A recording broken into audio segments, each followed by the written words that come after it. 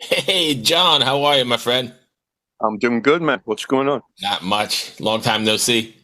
I know. Get my morning tea here. Where are you at? Are you still in Richmond? I'm in Portland, Oregon at the minute. Oh, okay. Are you on Yeah. tour or are you just kind of hanging? We did a show on the weekend in Milwaukee, the Milwaukee Metal Fest, and I'm just taking the time out here visiting my daughter, and I'm going to visit my son back in Richmond, and then I'm going down to Florida, and then I'll be going back to England. So getting Nice. around. I think the last time I saw you, you were making spaghetti in my kitchen. I remember that. That was so much fun. That's good. You're doing well. Well, thank you for taking the time. I appreciate it. Yeah, keeping busy. They're certainly keeping me busy doing interviews, so that's good. That's good. So, before I even get into all the other questions, did you ever imagine this many years you guys would still be relevant and putting out, great music and playing everywhere? Uh, well, you never look that far ahead, you know. And of course, the older you get, the more you appreciate that it can all go ching and be gone in seconds. So, you plan, you know, you plan ahead, hope for the best, plan for the worst, and enjoy enjoy the ride. We're very, very, very lucky people. Yeah. We appreciate that. We're humbled by that. I mean, somebody sent me a list of the bands with the greatest longevity, and we were like in the top five. Yeah. This is like people like the Rolling Stones and Aerosmith. We're like, what? Come on, it's crazy, crazy. So, right, it's all good. I was trying to, when I was prepping for this and getting ready, I was thinking back to a time I used to live in New York out on Long Island, and you guys played a little movie theater called the Rio Theater. This had to be like 83 ish, 84 maybe. Really, Yeah. I remember. I mean, the first tour, real tour, was the Kill 'Em All for One with Metallica wrote, and then we played Lemurs, both Lemurs, Yeah. I used to go there all the time. in the days where you could play a gig like 10 mile away from each other. Right. And we played a place called Cheers out in maybe like Babylon. Hmm. It's like somebody's like nuclear basement or something. It was god awful. I don't remember I remember hearing of the Rio. I thought the There was a Rio was there was a record like store in across the Hempstead or street. something, wasn't it? Slip Disc Records was across the street. It was in Valley Stream. Oh, Valley Stream, yeah. No, I don't remember playing that, but I do Anyway, yeah, remember Slip Disc, absolutely, yeah. yeah, And I remember, I think Motorhead played the Rio at some point. That yeah. was like a famous show, I like saw when they were opening for Metallica. Ozzy. Yeah, I Yeah, saw old Alcatraz there with Ingve. right. And Graham Bonnet, yeah. Yeah, that was what, 40 years ago, probably more. Yeah, 1900 and frozen to death. Yeah. Anyway, so all hell's breaking loose number 15. What was the writing process like for this? And did you specifically try and not rewrite, the last 14 records? Well, we always try to never rewrite the last 14 records. I mean, it's, it's me and my brother, so it's going to sound like Raven. Right. However, within those parameters, we push, we kick, we scream, try to change things up. And obviously, the introduction of Mike Hill into the band like 6 years ago has been a huge catalyst, for want of a better word. And this album, Mike was in at the ground floor, where with Metal City, the songs were written Right. before he joined. So he was in at the ground floor. He was able to give his 10 cents to put in ideas, riff ideas, song ideas, which is great, And, we, we knew we had a connection and it's just tighter and we're just locked in more. So the stuff we learned from doing the last two, particularly on the songwriting side, it's just like putting the work in. We never have a shortage of ideas. I mean, give me a guitar now, I'll write you a song in 5 minutes. Is it great? Maybe not. And that's when the work part comes in. It's like, well, this part here could be better. Right. This part needs something. It needs to go somewhere. You can't have some ecstatic and maybe a radical key change or a beat change. You need a melody. you need this, you need that, you need the crazy element, and all these things come into play. And so we'll, write a bunch of songs, and then we'll go, well, what sounds cool? What's good? This is good, but it needs work. Okay, let's work on it. What do you think? And then we get it to a certain position, and then we kick it over to Mike, and he'd do some scratch drums, do a scratch guitar track, and go, how's the arrangement? Still need to work on it. Still need to do this. Kick it back. Then we'd have like a good scratch guitar, with the arrangement. Okay, do the drums. Right. Drums. And then we went over to Los Angeles, and then we did everything else. And all three of us, Mike engineered everything, did a phenomenal job. Oh, wow. And we just, it was just the three of us. And for the mixing process, we used this guy in Germany, Lassie Lammert, who's like off the charts, incredible, brilliant. And, he gave us a lot of direction, sonically and technically with a lot of things. And, it turned out like one of Mark's guitars had like an eighth of an inch. It was too high on the pickup, and it was affecting the strings. And I was like, well, I guess we're going to have to scratch those tracks and start over. Weird things like that. But at the end of the day, you make it so it's just got that energy, and it's got that, for what we call this joy, really, that just jumps out of the track. And it's 10 songs, 35, 40 minutes, all killer, no filler. Boom, boom, boom. And that was the mandate. That was the direction. And we recorded more songs than we needed, and just went, okay, these are all cool, but which 10 together best? Was that a hard decision? It wasn't that hard. There was, a couple of songs you go, well, I wouldn't call it a B song, but it's a great extra track. It's a little quirky, maybe. And he says, and these two are a little bit more out there. Maybe there's an EP in the the outing a little later on. It doesn't quite gel. I mean, you don't want to have like 9 killer songs and then have like an epic 10 minutes that's kind of like dark. It's like, well, that's kind of ending on a downer in a sense. It's like, let's put that on the shelf for now, type of thing. And we did a couple of cover tunes, which are going to be coming out on compilations that I can't talk about, but I can tell you that one is a Christmas song. Really? And it's not a traditional, ching, ching, ching, ching, ching, Was that a first for you guys? Yeah, it is. It is a rock song. It's a cool song that we picked, and it's us. It's fun. It's good. Good. It's good that you're still having fun doing this after all these years. The other one's a cover tune of someone else, which will be coming out on a compilation, later on the year. Nice. So and we had a lot of fun with that one too. That's got a very silly arrangement, and we put everything but the kitchen sink into it. So nice. It's good that you're still having fun and smiling about doing this, and you're not all stressed out. And no. It's this is what we love to do. It's we love creating. We love the process, getting it. So, like say something I came up with in the kitchen, scratching on a guitar ends up being a song that we can go out and play for people and they like it. That's awesome. But, the live thing is really where we're at. We're a live band, and that's our thing. That's where we kill. So I've only heard the single "Go for the Gold," but what's been the reaction to that so far? Really good.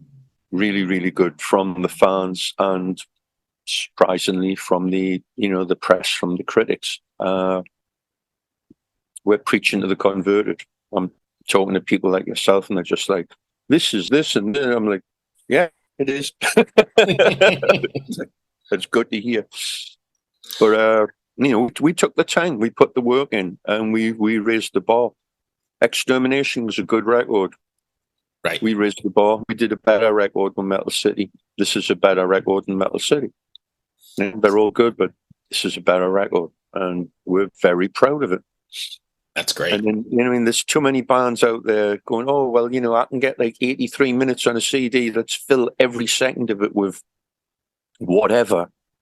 It's like, no, there's a reason why those early albums when you were a kid, like the first Van Halen album, and the first Montrose album, why they were so powerful, why they hit hard. Because, we're not Pink Floyd. If we were going to do a concept album, you've got all that real estate to work with, and that's great. But let's do 42 songs. It's like, nah. That doesn't make sense. All right, so I know you said you guys shined in the live setting. You've played some pretty high-profile live shows over the last year or two, right? First, starting with the Zazula, Johnny thing in Florida, right? What was that like? Well, that was really cool because we were recording, and the idea came up to hit up the Metallica boys and say, "Hey, do you want to do like a videoed roundtable discussion about the Kill 'Em All for One tour? Right. It's an anniversary. This project we're working with, we'll do something." And James was like, "Yes, I definitely want to do this." So we went up and spent the day at Metallica HQ, which was a lot of fun. It was great. And he was so gracious, so open, so cool. And we sat and talked, and we did that. And then I just said, if you got any opening slots coming up, we're available, off sarcastically. And he said, "Well, we've got something coming up in Florida that we haven't announced yet. Where are you guys?" I says, "Well, we'll be on tour, but we're in Florida." So, let me let you know. And like a week and a half later, you want to do the show. And it's a tribute to John and Marshall. That's wonderful. Absolutely. Right. So that was, we were treated like gold. We got to hang out with them a lot during that day, which was fantastic. And we went down a storm. It was great. Really, really cool. Yeah, I've seen clips from it online, but I was not able to make it down there. That was a pretty cool show. Yeah, it really was. It was good. And, there's, again, a lot of people there like, "Who are these guys? These guys are great." Like friends of mine who are in the audience here, and these people, you're like, "Who are these guys? This is wonderful." It's like, overnight, right? Right. And then we got inducted into the Heavy Metal Hall of Fame in January. Yeah, congratulations. So we came over for that, and that was a surprise, and that was obviously very nice to get the compliment, to get the pat on the back, as it were, which is awesome. And Twisted were there, and Twisted are great, and it was really cool to hang out with those guys too. Yeah, congratulations, first of all, and then second, what was it like playing the Milwaukee Metal Fest? Because I wasn't able to get to that, but holy cow, I saw some outtakes from it. It looks like it was a blast. It really was, because we came into it a little late. Just this one day, I got an email from Jamie Juster. "How the hell do I get you guys on the show?" It's like, "Oh, okay, let's talk to my people. Let's go." And we've played that venue years and years and years ago, like maybe 89 and maybe 84. And I just remember one room. I don't know which room it was, but it's like a multi-venue place. It's this gigantic. It's like a city block. Oh, really? It was this gigantic oval ballroom that's just like out of this world. And we were in like a room that's like maybe half the size of that. It was a great venue. So cool. Great crew, taken care of, great audience. And this happened to us earlier in the year. We played, or it was last year, we played this festival in Atlanta that was all death metal. We're like the odd men out here. Right. And we went down so well. And this was similar because the day we played, it was all death metal bands. And then we played. So I think so there's obviously a level of respect there. Yeah. People understanding where their music kind of came from at some point, or right, small factor in that. But also the contrast. You go wow, and then we come out with boom, boom, the first song, and it's instant, and it really cuts through. Yeah. Besides, we're complete hams, and we went out and entertained them, so why not? But I think most people understand, like you said, I mean, you guys were forerunners with Metallica and with, everybody on Combat Records and, that whole thing back in the 80s. You guys were there. I mean, I remember turning on like UHF TV and you were playing in, your hockey gear, leading the charge. Yeah, the On and On video, yeah, which is, I look back on it, and we were very smart to play for comedy on that, because a lot of people try to be sensible, and they came off looking like complete idiots. Ever wonder what a punch from Elton John feels like? Or how you'd cope with having turned down the chance to be in Nirvana? Or what signal Keith Richards gives when he wants you to get the hell out of his hotel room? Fans of Too Much Effing Perspective don't have to wonder, because they've heard these exact stories and a jillion others on our podcast. I'm Alex Hoffman, former tour manager for Radiohead. And I'm musician and comedy writer Alan Keller. On the TMEP show, we get guests like Nancy Wilson from Heart, Jeremiah Freites from the Lumineers, and Modern Family's Julie Bowen to tell us things they may have only shared with their therapist, clergy, or a TMZ stringer. So join us on Too Much Effing Perspective. That's EFFING Perspective. The only podcast you crank up to 11. Hello out there. Yes, hello out there, everyone. I'm Hal Schwartz. And I'm Flynn McLean. Together we host None But the Brave, a podcast dedicated to the music and career of Bruce Springsteen. Bruce and E Street Band are on tour right now for the first time in 6 years, and we're taking a detailed look at what's happening on stage in our bi-weekly episodes. We've also been recently joined by some very exciting guests, including rock journalist Warren Zanes and Stephen Hayden, Backstreet's Magazine founder Charles Cross, and Barstool's Kirk Minahan. If you're a diehard Springsteen fan, this is the show for you. So please subscribe to None But the Brave on your favorite podcasting platform, and we hope to see you further on up the road. Thank you so much. We'll be seeing you. We just said we're idiots from the get-go, so we were good. But to my point, I think people, get that, and they know where, what they're listening to now. There would be no death metal if there wasn't you guys, or that group of guys that started back in, the mid-'80s, Twisted Sister. Yeah, it's really the bands, obviously a lot of them in the UK from like the late 70s that were just didn't like punk, but they had energy and they had passion. And, the new wave of British heavy metal to me is more of an era than a sound, because initially all those bands sounded very, very different. Yes. Def Leppard didn't sound like Raven. Raven really didn't sound like Iron Maiden. Didn't Saxon sound like or any of that, right? And they all had their own take on it, which is awesome, and that's the way it should be. So it's, it really was a changing the guard, a different, slightly different attitude. People weren't going, I'm the rock star, where's my, 74 limos to get to the gig and all that. It was a more of a ground roots, do-it-yourself type of... very much do it for the right reasons, and it'll happen again. Will it? I don't know. It happened with grunge. That was very much an insular thing with a bunch of bands who had their own thing, and they were doing it for the right reasons. Yes. And, it was very fertile ground, creative, So it's kind of similar to that in a sense. I think a lot of that is going to come about now that everything is sort of post-pandemic, right? We're all starting back out again, almost on a square footing. Yeah, I think there's a lot of...